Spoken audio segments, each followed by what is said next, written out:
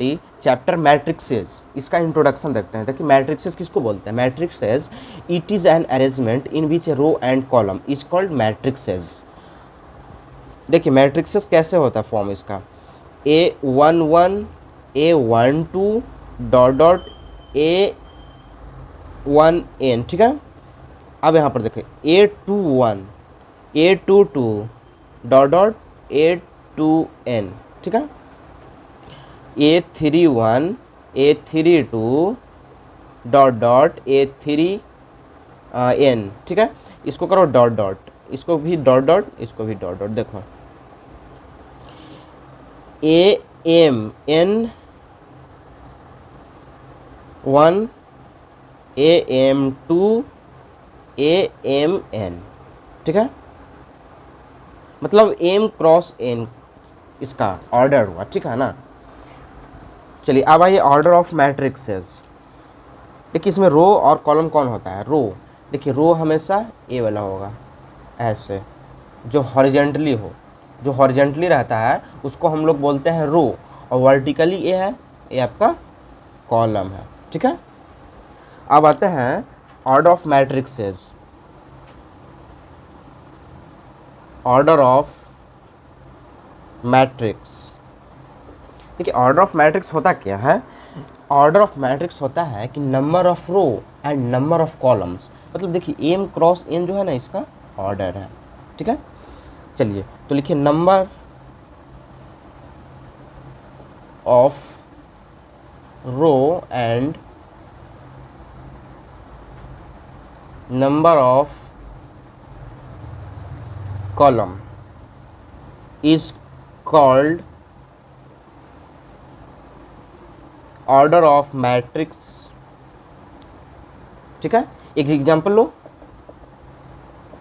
देखो एग्जांपल 1 2 3 2, देखो इसमें रो कितना है? 2, और कॉलम भी 2, यानी कि 2 क्रॉस 2 ऑर्डर का ही मैट्रिक्स है, ठीक है। एग्जांपल और लो,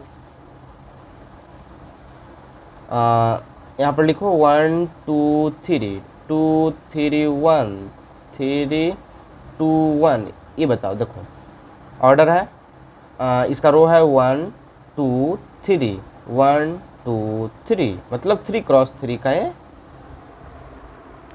मैट्रिक्स इसका ऑर्डर है, ठीक है।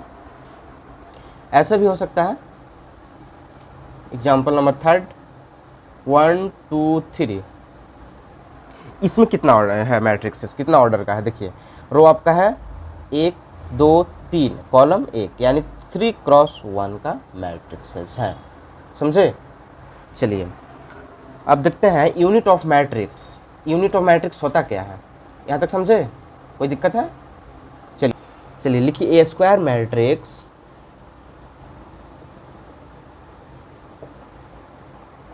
A square matrix is said to be unit matrix if all the elements, देखिए all the elements along the principal diagonal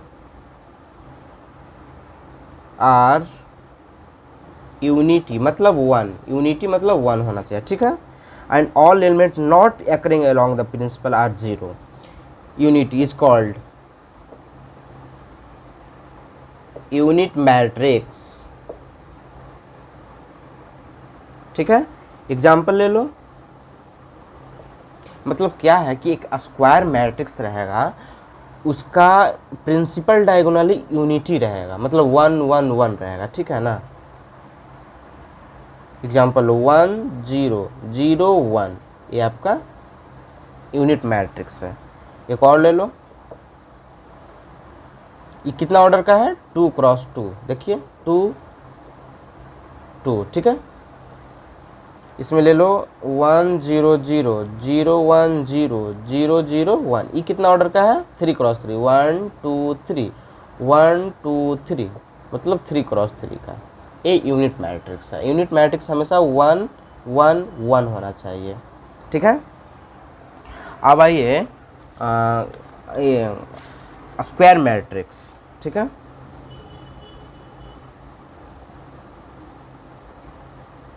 square matrix, देखिए स्क्वायर मैट्रिक्स क्या होता है?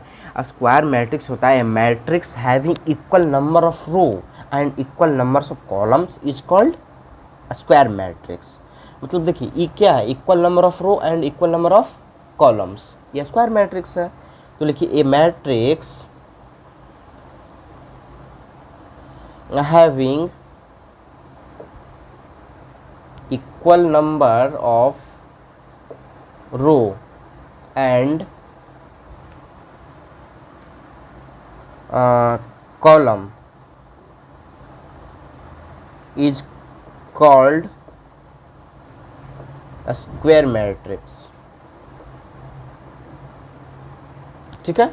मतलब a matrix having equal number of row and column is called matrices, square matrices, ठीक है। Example लिख लो 2 3 4 5। इसका देखो रो कितना है? 2, कॉलम कितना है? 2, मतलब equal number of row and column is called square matrix, ठीक है, समझे। चलिए आप देखते हैं आपका रो मैट्रिक्स क्या होता है। देखिए रो मैट्रिक्स में क्या होता है कि हैविंग ओनली वन रो, ठीक है ना।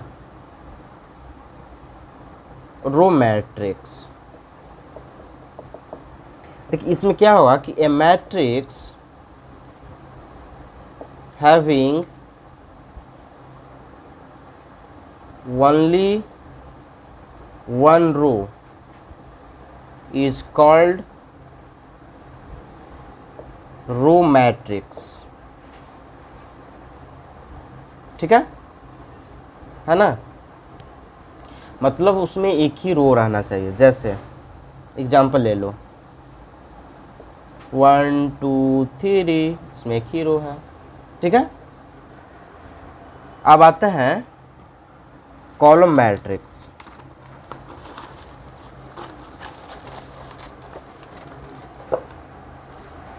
ठीक है।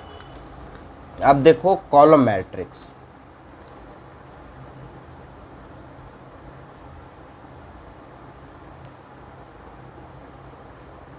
देखिए कॉलम मैट्रिक्स क्या होता है? A matrix having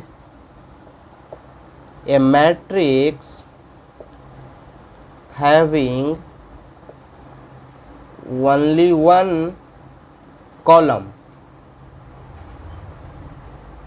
is called column matrix, ठीक है। एक एग्जांपल ले लो 1 2 3, ये आपका ओनली वन कॉलम्स है, ठीक है। चलिए अब आते हैं जीरो मैट्रिक्सेस। देखिए जीरो मैट्रिक्स क्या होता है? मतलब having a all elements are zero, है ना। ए मैट्रिक्स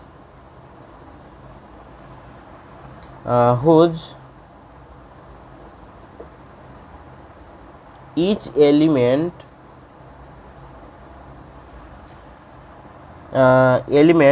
is zero, ठीक है। जीरो मैट्रिक्स है ना, होता है कि ईच एलिमेंट जीरो होना चाहिए। एग्जांपल ले लो एक 0 0 0 0 0 0 0 0 0, ये आपका जीरो मैट्रिक्स है, ठीक है। देखिए जीरो मैट्रिक्स में कहने से पता ही चलता है कि जीरो मैट्रिक्स क्या होता है। तो zero matrix having zero matrix. चलिए अब क्या है? Horizontal matrix.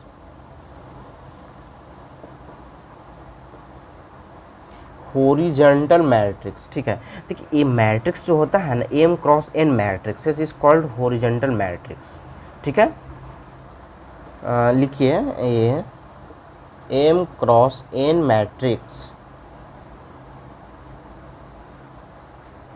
is called a horizontal matrix। ठीक है, ये जो m होगा ना लेस देन n होगा, मतलब नंबर ऑफ रो होगा जो कॉलम से छोटा होगा। एग्जांपल ले लो, देखो 1 0 2 3 4 5, उसको क्या बोलेंगे? Horizontal matrix. अब आते हैं वर्टिकल मैट्रिक्स।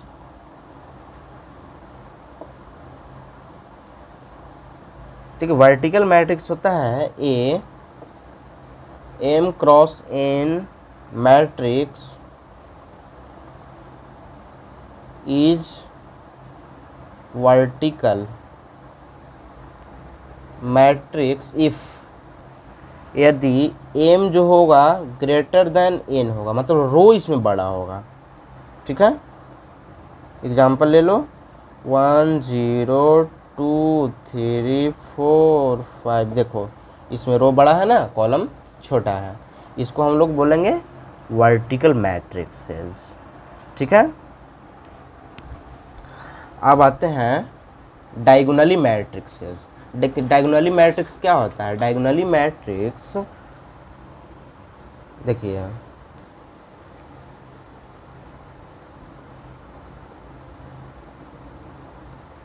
डायगोनल मैट्रिक्स, देखिए A square matrix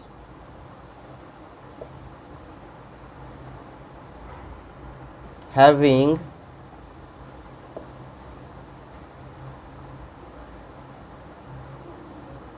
all elements not occurring along the principal diagonal is to 0। ठीक है ना, elements not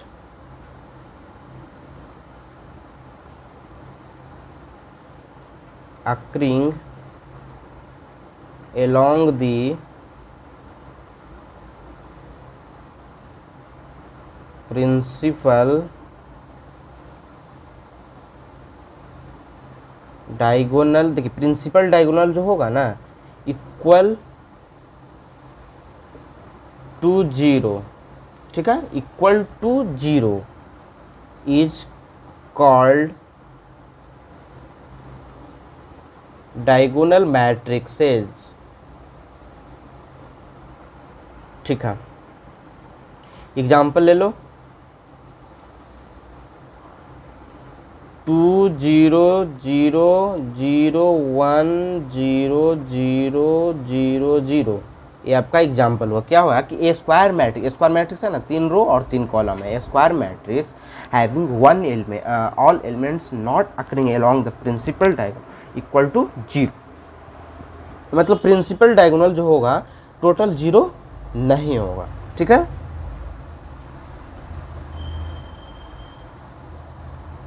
ठीक है,